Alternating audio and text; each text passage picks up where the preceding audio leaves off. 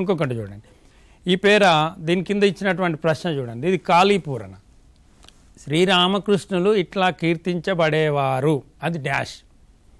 అక్కడ మనం అంతకుముందు ఖాళీలలో కదా మధ్యలో ఒక పదాన్ని తీసుకొచ్చి పెట్టినట్టు కాకుండా మీకు అది అర్థమైతేనే ఆ పదం దొరుకుతుంది.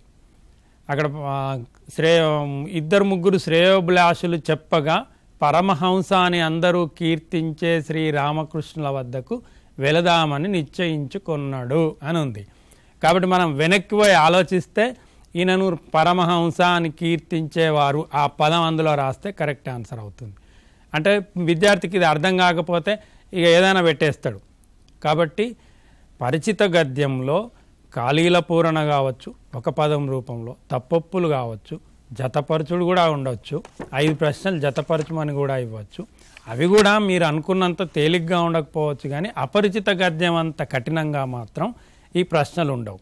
మన కండ్ల ముందు ఒక మార్కును తేలిగ్గా సాధించడానికి, అంటే 5 ప్రశ్నలకు 5 మార్కులు తేలిగ్గా సాధించడానికి మన చేతిలో ఉన్నటువంటి ఒక మంచి అవకాశం. పిల్లలు ఈ అపరిచిత గద్యంలో 5కి 5 పోగొట్టుకోకూడదనే ఆశిస్తున్నాను.